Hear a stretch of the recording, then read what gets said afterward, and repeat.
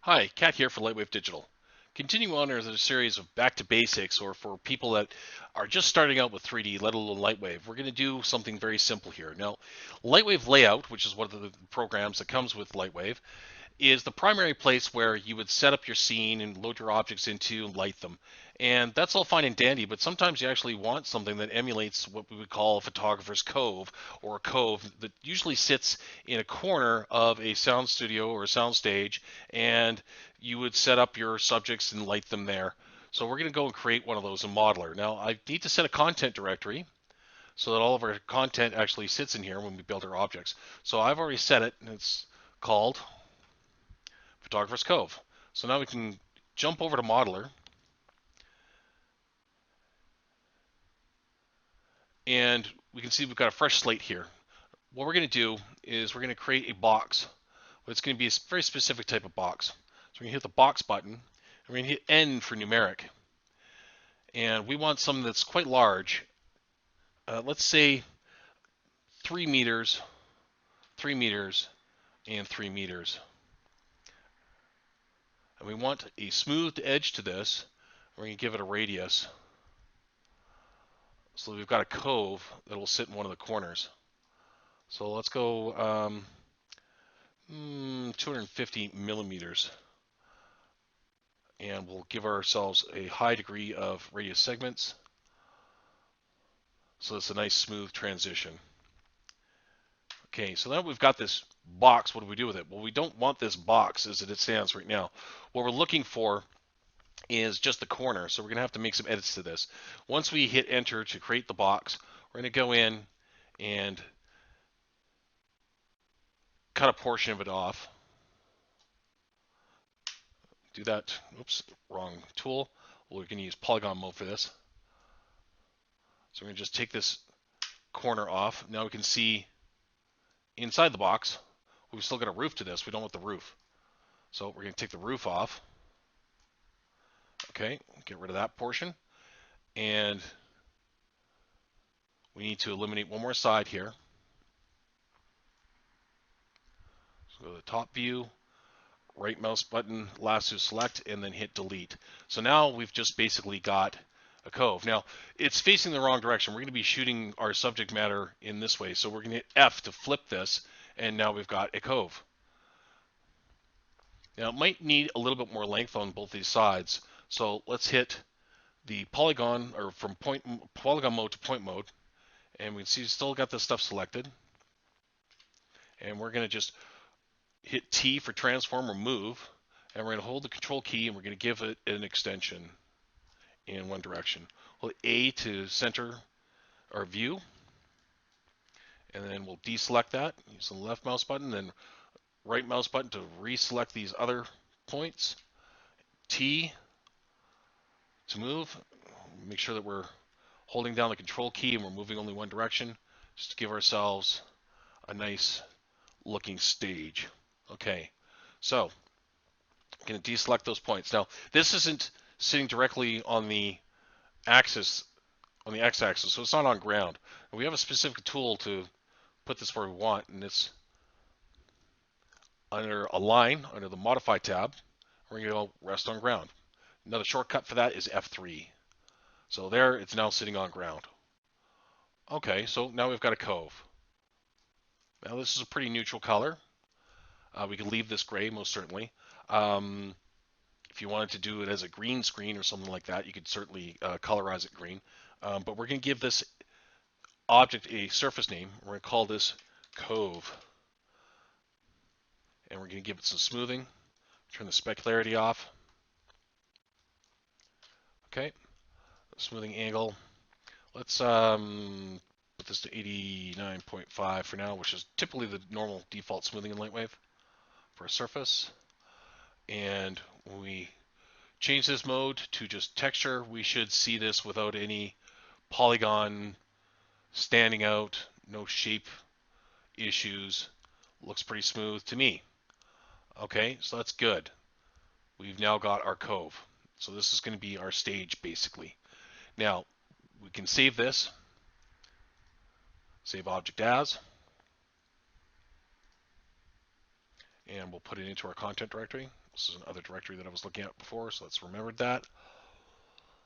Tutorials.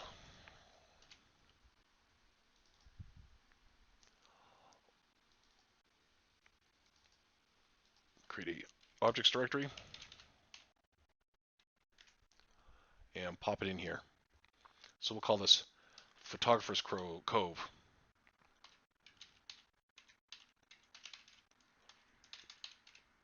Okay. Now we need some subjects to put in here. We're going to do just simple primitives. So I can go and create a new object, and it'll give us a new object. Don't worry, the other one is still here. We can switch back and forth through this drop-down menu right here. So it's unnamed. This is the new object, and we're going to go and create some primitives. So we'll start with a box. Again, it's going to remember my settings from before. So I've got a nice chamfer box in here. I'm going to hit N without dropping the selection so I can make some modifications to this. Let's go 1 meter by 1 meter by 1 meter. Center all this, and we'll reduce the rounding on it to just 25 millimeters. Okay, and we'll hit enter, and it'll create it directly centered on the origin. So again, if we want this to rest on ground, hit modify,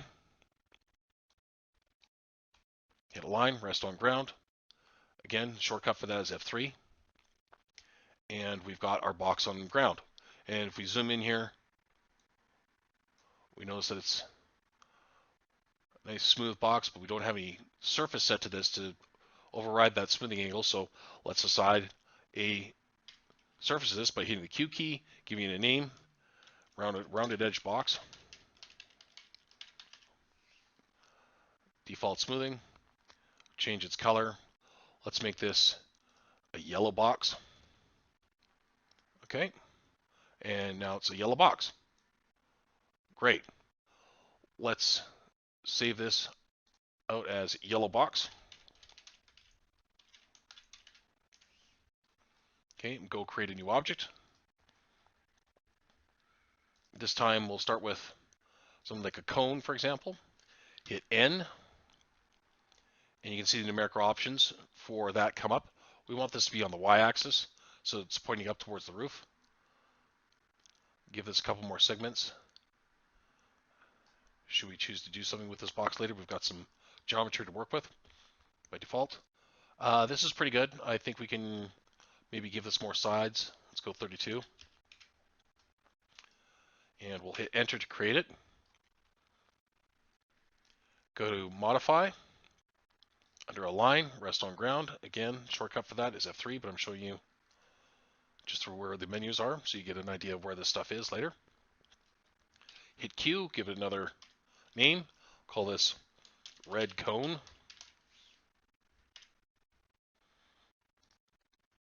Pick a color, being red. And now we've got a red cone. Okay, let's save this out.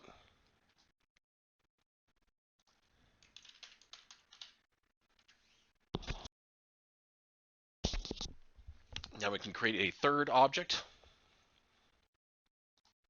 This one we're going to make a sphere. Go new object first. Pardon me. New object. Let's go ball. And we'll hold down the control key. Grab from any direction. Left mouse button depressed. You can scale it up, size it down. We're also going to increase the sides here. Let's go 32. Segments 32. So it's equal longitudinally as well as laterally. Center it. 600 millimeters is fine. Let's hit enter to create this after going through those fields. So there it is, boom, boom. And we've got a ball. Again, go to modify, and we'll rest this one on ground as well. We can use the shortcut or hit F3, and it'll come up with that menu. Same operation, same method, just a different way of going about it. Hit Q to give it a surface. We'll call this blue ball.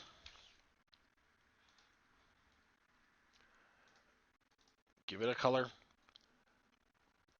It's pretty much ready to go. Boom, boom. And there we have it. So let's save this out. Save object as blue ball. All right. Now to get these objects over here to layout, let's go to Photographer's Cove, and we can choose to synchronize layout. Make sure that we send that. Alt tab back over. Yellow box. Send object to layout. There's the box.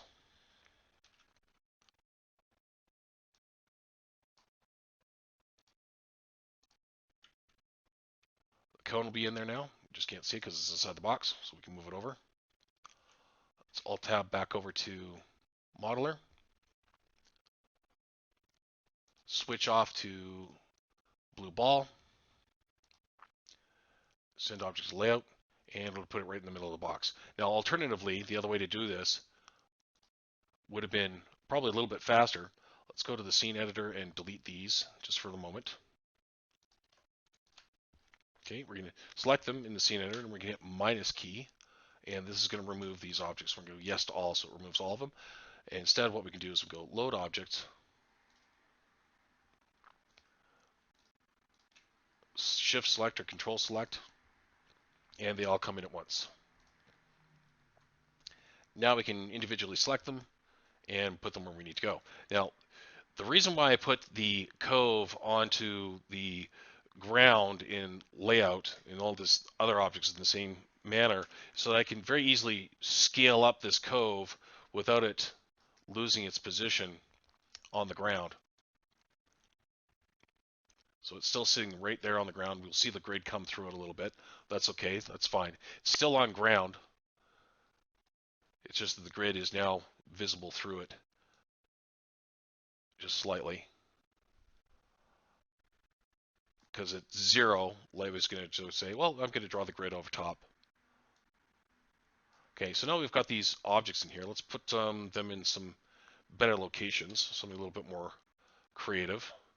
There's a blue ball, there's a red cone, and there's a yellow box.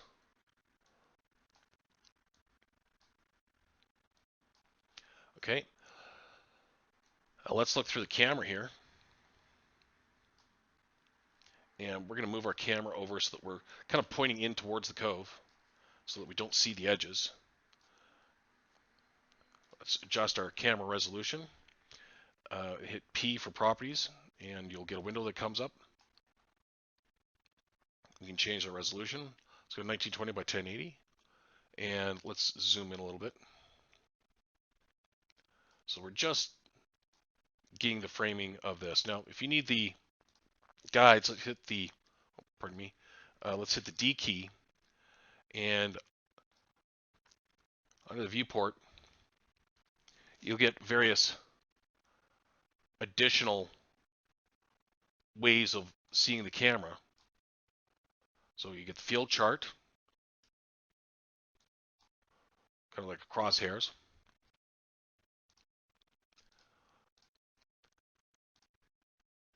Or under composition overlays, if you want to work with rule of thirds, if you know these terms as a photographer or somebody that's taken a few photography classes, you'll understand these.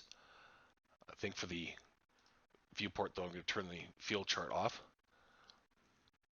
And we can use rule of thirds. We could use harmonious triangles, golden selections, golden spiral, golden triangle, spiral selections, or any other combination of these.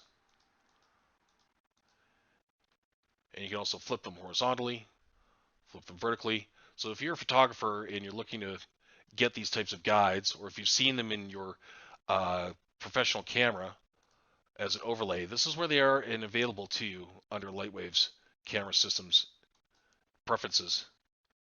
So we're going to go rule of thirds. That's the one I like to work with. Okay, so now I know what's going on here. I know where my rule of thirds are, and I can use that as a guide to compose an image. Let's take our camera, and I'm going to hit Y to rotate it, and we're going to center in on the ball here. All right, and we're going to rotate a little bit, just to make it a little more interesting. I'm going to just push in. Okay, there we go. So we've got basically some subjects in here. They're not blocked out very nicely, but we can move them around. Just hit the T key, push them anywhere that we want.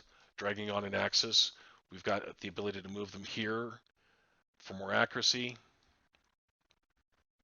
You can punch in their location numerically, or you can move them around. It's up to you. If you want, you can rotate them. Hit the Y key to rotate. Rotate on the heading. That's constricted on the heading or on the pitch. Control Z to undo that. Or bank. You can see the little arrow indicator with each ring being color coded to heading is red, pitch is green, and bank is blue. If we were going to transform those, i.e. move them using the T key, X is red, Y is up and down, and Z, which is blue. Got to be able to grab it though. If it's in the way, just move it like this. Unless you're in another view, it's easier to grab. But you can move it around like so. Let's undo that and put it back to where it was.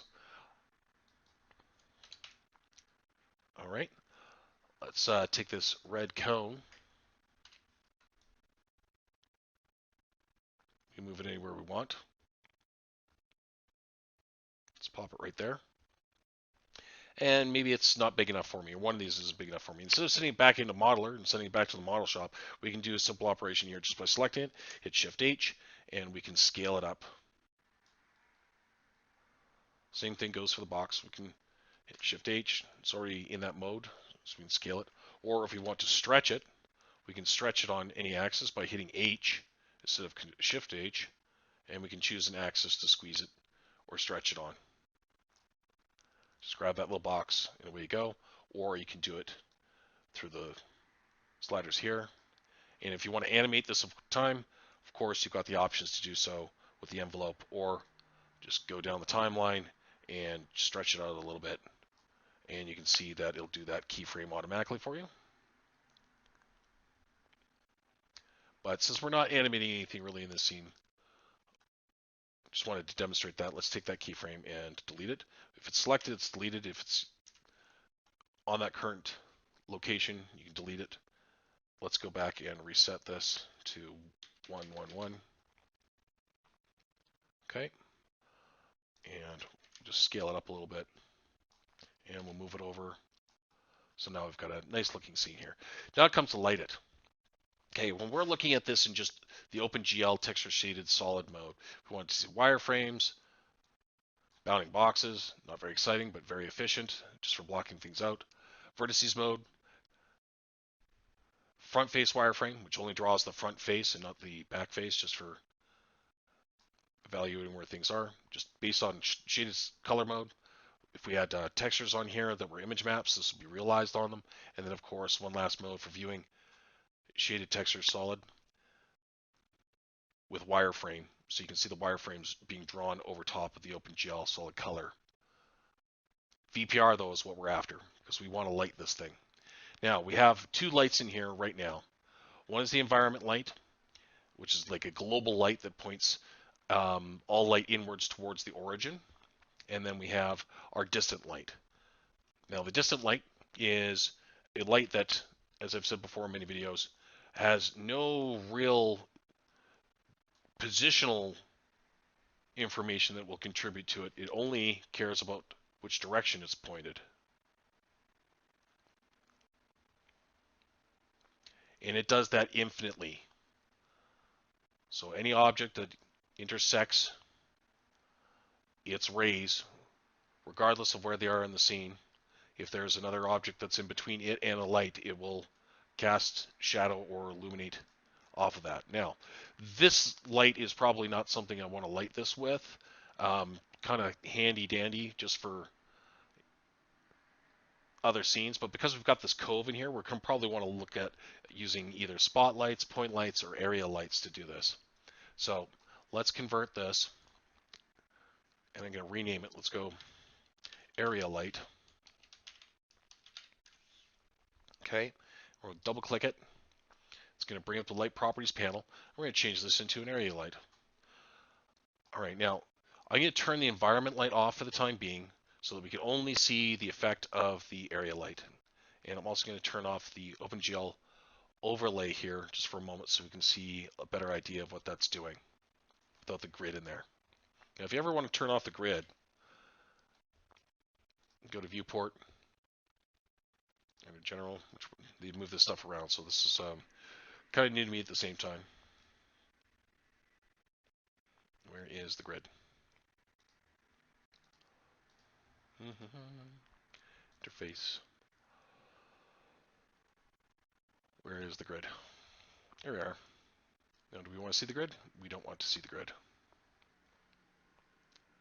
Let's go display origin only. And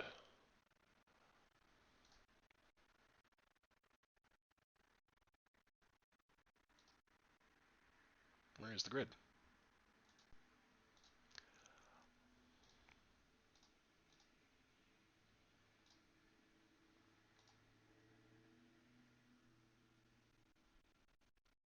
Well, I'm going to have to hunt that down later. Love it when they change stuff. This is brand new. This is Lightwave 2024.1. So this new panel, if you're used to the old one, some things are in different places. So I'm going to have to find out where that is because that's one of those things where it comes very handy just to be able to turn that grid off. Oh, there we go. Here we are. So grid type, just turn it to off, and we can eliminate that grid from being visible in any of the other modes. So shaded solid, vertexes, we don't have the grid in there. It's just displaying the origin, which is fine. Let's go to front shaded solid. Yeah, that's better. So let's go and look at this through VPR again, and we can see what this area light is doing for us. Okay, the area light, obviously, we can do a number of different things with this. It's represented as a plane, and that cone that's sticking out of this little line here is the direction indicator as to where it's pointed. So let's move this back in the scene, and we'll point it down more towards our subject matter like so. And we can increase its value. Let's go to 15. So we're kicking off more light here. And we're going to leave this as our kind of key light. And we can see that it makes a nice smooth transition into the background very easily. All right. So let's change the light color on this. Let's make it a little bit more bluish gray. Okay. Feels better. All right. Now, if I want to change this in any way, I can make it throw tighter shadows either by moving it closer to the subject or by scaling it down. It'll increase the shadow values, but you got to be careful because this is represented in 3D space. This is one of those lights where it matters where it's located, it matters where it's rotated, and its scale. So let's put this back to 1, 1, 1, but maybe we'll want to stretch this out. Kind of like a Kino Flow, if you've ever seen one of these. That's a brand name lighting type that's used commonly on photography stages as well as film stages, television production. It's basically a set of specialized fluorescent tubes inside of a ballast that doesn't flicker when photographed with shutter-based cameras, or can be synchronized to them so that they are always at full illumination when the shutter is open. This just gives us a shape that we can work with. I think probably will go a little bit different here. Let's set this back to 1, and we will stretch it out on the x-axis. Not that much, more like that. We'll put this a little high, so we'll go back to T, light this from above, All right, and just a real quick note here, in the render properties panel, we want to make sure that in this particular case that we are working with function global illumination. We're going to increase the rays here to 10. So just provide a little bit better solution for this light when it bounces around. Okay, so that's not bad.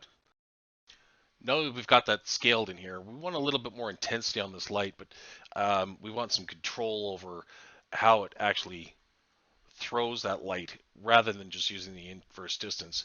So we're going to hit edit nodes, and we're going to bring the node video or node editor over here. And for the purposes of this video, I'm just going to demonstrate something very quickly. We need a scalar node. Okay, and we also need another node in here that's going to be under light, and it's going to be the light fall off function.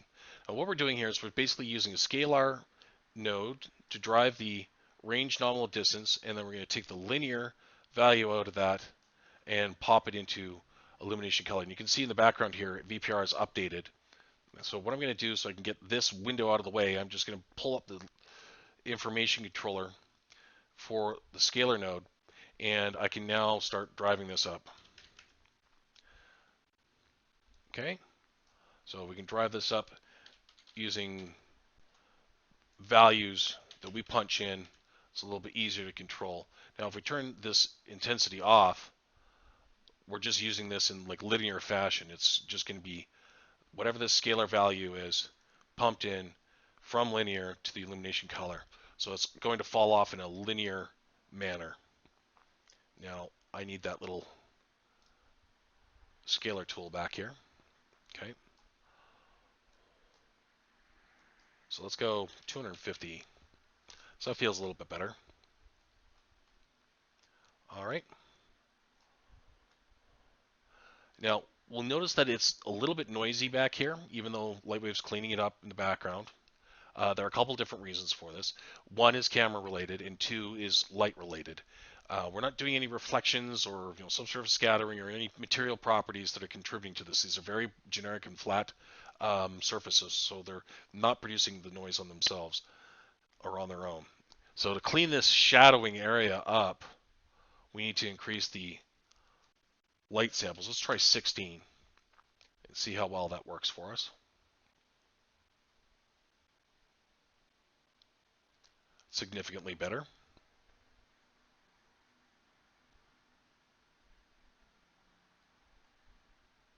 Not perfect, but for the moment works for us. But you get the idea of increasing these samples will increase the shadow quality.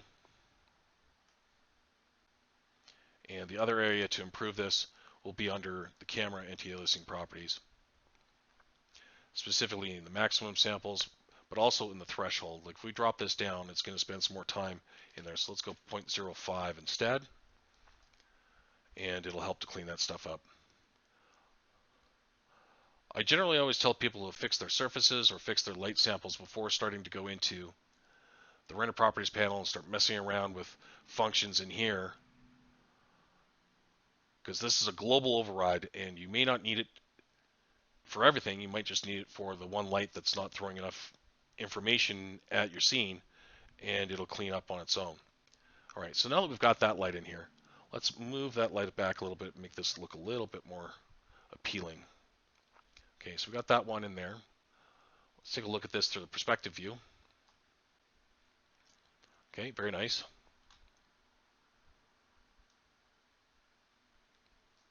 Let's pull this up a little bit, nice high lighting angle. Okay.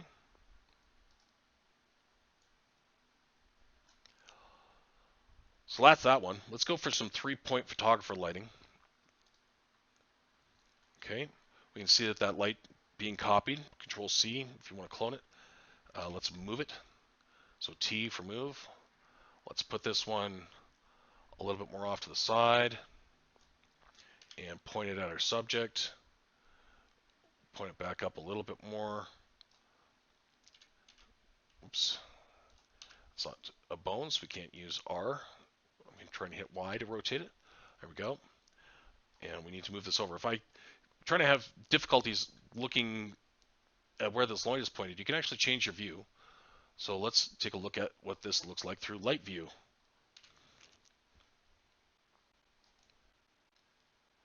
There we go. So we can put our heads right inside that light basically and light using it instead as a viewport. So we can see exactly what we're looking at. All right, this isn't bad. Okay, now let's go back to the camera view. Not too bad. I think what we're going to need to do here is go back to the properties for this, and we'll hit the edit nodes. Let's rename this so that we know it's light area 2. Okay. Let's go back and edit that node.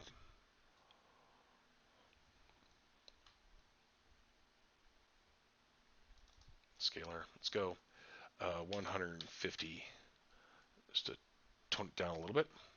Feels a little bit better. Okay. So we got a little bit of backlighting on there. And now I think what we'll do is we'll add a spotlight in here.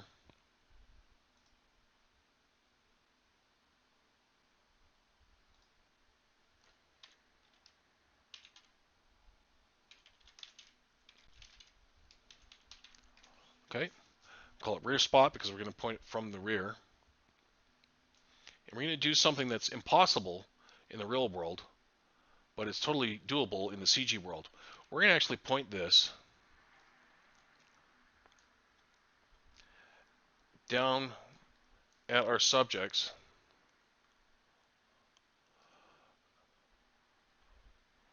We go to the perspective view, and we can see that it's behind the actual cove.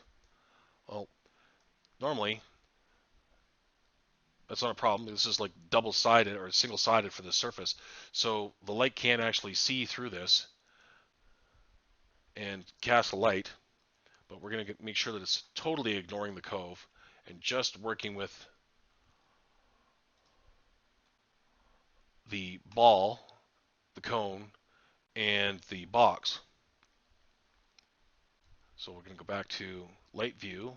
Let's take a look at that rear spot, and we're going to point it right at those objects, and we're going to crank this up to like 150, so it gives them really harsh backlight.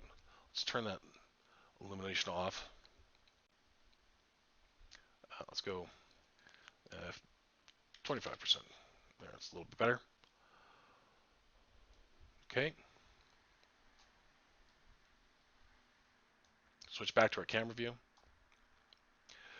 So what we're getting is basically a light that's shining through a physical object because it's ignoring it, and we can put that light almost anywhere we want. It won't cast the shadows onto this because it's ignoring it, but we can do some very interesting tricks with this by providing ourselves with, backlighting or rim lighting or something like that, and it won't have any negative impact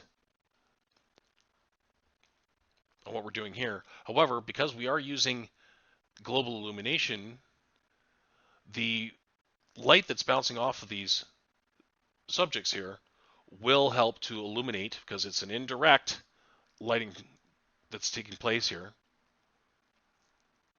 We will see the results of that light bouncing off and contributing to the scene. So we can also eliminate that from taking place. Let's go to the object itself and hit P for properties on it. And under render, we can tell it to ignore radiosity. So it's no longer going to pay attention to radiosity, but it's going to still receive reflection. So let's take a look at the surface for this. And we turn up the roughness for it. Turn up the specularity for it. And we can see that that surface is now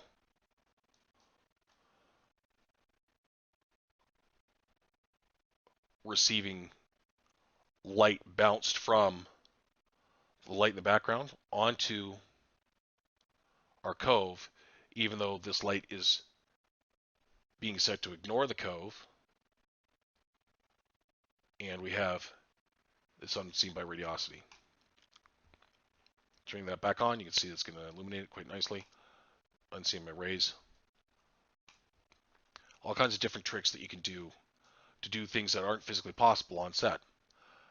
Now, let's say I do want to have this light in here. Let's go and make sure that this is actually set to be double-sided surface. Boom. Okay. And we'll reposition this light.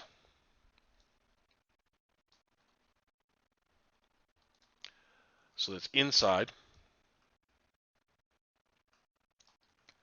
Of course, because it's a virtual light, we don't see it. It's not like a physical thing, unless we want it to be. By modeling a physical light, light stand, C stand, whatever it might be that's holding it in place. We can have lights behind objects that are throwing light, affecting the scene, but are not actually visible to camera. So on a character, you could have a light sitting right in front of their face with the camera visible, or showing that effect of that light, but it won't be visible to the camera. In newer versions of Lightwave, though, we do have a functionality that allows us to see this light, at least its shape, by choosing visible to camera. And because it's an infinite point right now, let's say this is 10 millimeters. We'll actually get a shape here. Let's turn this down. Let's go 5 lux. And we'll increase this shape to 150 millimeters.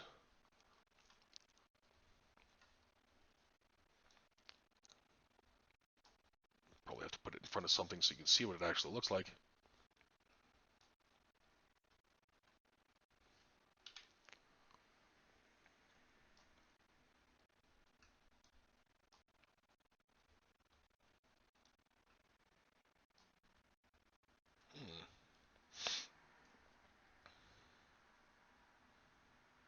Let's change this to an area light. We should be able to see it. Yeah, it's simply sitting inside of the ball.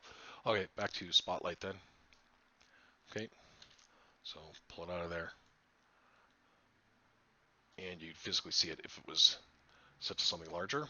So there we go. So you actually will get the light shape if you want it. Most of the time, it's not really necessary. But if you do want that light to be there and the shape of it being represented in the render, you can turn it on to visible camera, give it the size that you want. If this was an area light, obviously it would occupy the same dimensions as the area light. So let's go area light just to demonstrate that. So now it's a big square. So you can actually get them to be visible now without having to go into Modeler, make something in the shape of that light, pin it onto the light, and then rendering it out. So that's a neat trick that we can do with lights that are virtual inside of Lightwave. So let's go back to Spot. Okay, let's go back to the perspective view so we can place this a little bit easier.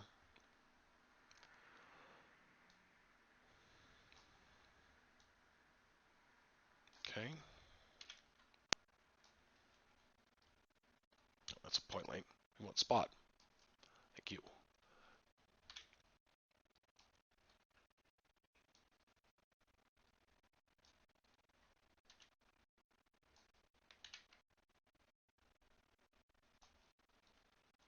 Okay, simple 3-point lighting setup.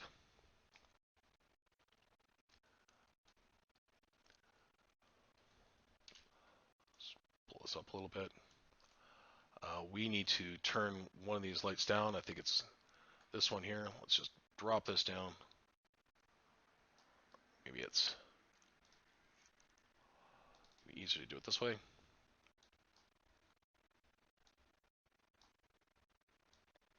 It's a little bit less. Go to the other one.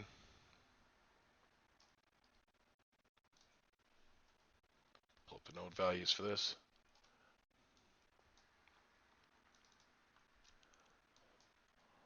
Pull this down a little bit.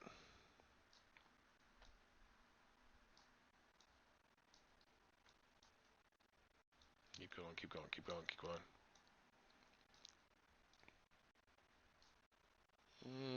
Probably okay, around about 20. All right, there we go. And the location of that is probably not the best, but let's take a look at our spotlight here. Move it over slightly. Hit Y for rotate. Put it more down towards our subjects. And we can see how that impacts our scene now. Let's put some surfaces on here so we can get a better idea as to what's going on with the lighting on them. A little bit of specularity on each will help us understand visually what's going on. So let's punch in 25 for the ball, and we can see it's reflecting the surrounding area, and you can see in the reflections the location of those lights, those two area lights. Let's go 15% on the roughness, let's go 25% on the specularity. Very cool. So you're getting that glint from the backside, from the spotlight. Let's go to the yellow box. Kind of the same deal. Let's go 15% and 50% on specularity. And for this one, I think we'll do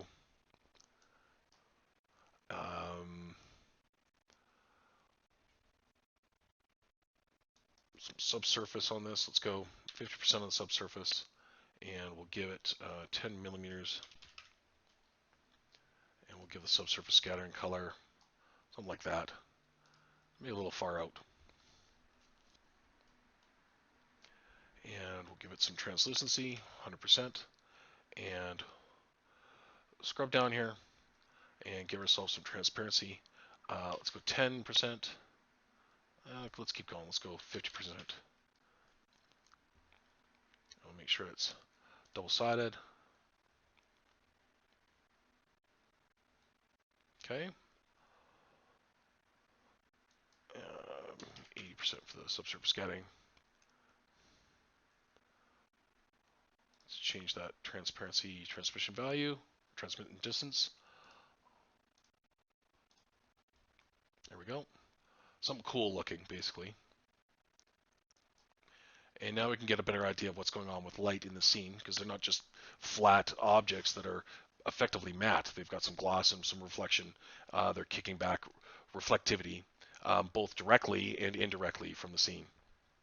Now you can see here that the renderer is slowed down a little bit because we're doing more work.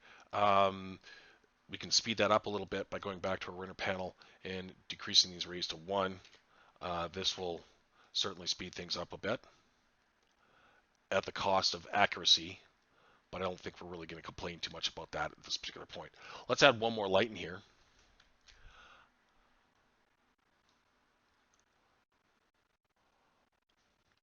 Let's do a point light. I'm going to call it hard point because I'm going to put it right in the middle of the scene here.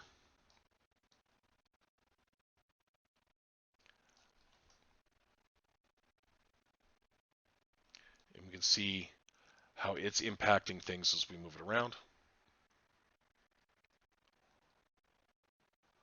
A little beauty light in there. Let's put it up somewhere around about there. And we'll take this hard point light and we're going to crank it up. Let's go to 10 and we're going to colorize it.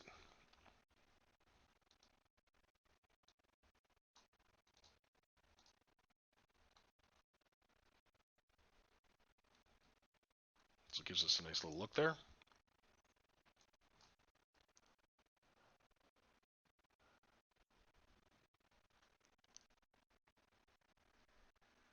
Now we've got our subjects in there. Now, whatever your lighting choices are, that's going to be up to you, of course. This is just a quick demonstration of how you can get these lights in here. But we still have this environment light that's still in here. We don't necessarily need it, but if we want, we can use it. So let's take a look at that environment light. It's currently off in the scene. So let's go to the scene editor, which is already open. I just hit minimize off the screen. Okay. So let's make sure that we've got the environment light selected. It's currently off. Let's turn that environment light on. See what we get. So think of this as the rest of the studio is contributing lighting in here, and it's using this backdrop to light around it. Now we can choose for this environment light to ignore the cove so that we can see or have light come through that cove and illuminate all around it. It changes things drastically, obviously. We're losing some of the shadow that we had there from the environment light, casting shadow on the cove itself from outside. But we can see right off the bat that this kind of works very nicely. I'm just going to go back to our options here. I'm going to go and turn our overlay off. General overlay. We don't need the origin. Just for a moment. Let me turn that off. We can turn our safe areas on because that helps. It tells us that everything that we want is inside of action safe and then title safe. That's what those two blocks are. Action, meaning all of your actions should be inside of here. And then if you're working with titles, all your titles should be inside of here. Just for those people that don't know what that's all about. Okay, so now I've got something that looks pretty good. I'm going to turn the OpenGL overlay off so you can see our subject. Very cool.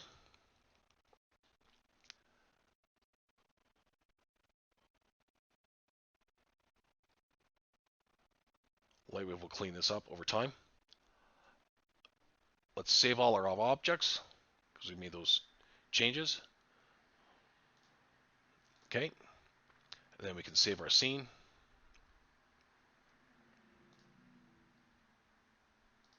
Put it into a scene folder.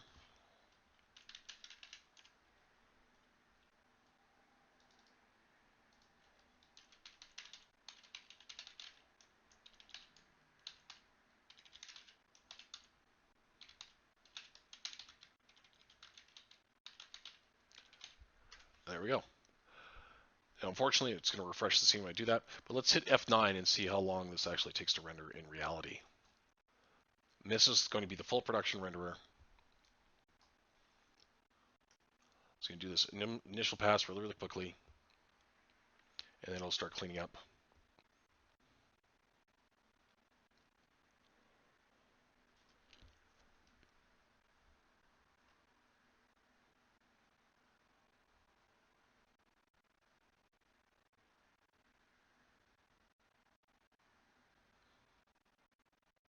And this cleanup is specifically based off of the camera anti-aliasing mode.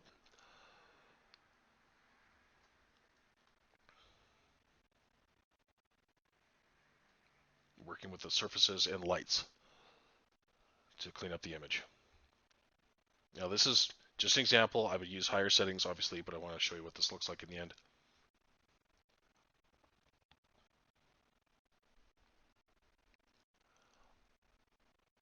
That's how quickly you can get something into Lightwave and render and out the door. All right. Now this is a little bit noisy over here, so let's go and fix that issue. We're going to shift click on this surface, which is going to bring up the surface editor. We're going to go to the material properties. We're going to go reflection and refraction overrides, and we're going to dial this up. Let's go 8, 8, and we can see that it's going to clean that up now. We don't have to throw more camera or light samples at a problem like this. It can be cleaned up at the surface level, and these other items won't be impacted by that slowdown. Okay, so that's how you can fix that really quickly. All right, so let's save our objects again, and that pretty much concludes this tutorial. We'll be doing more of this, so make sure you watch the rest of these videos. Let's save our scene, and let's save our objects.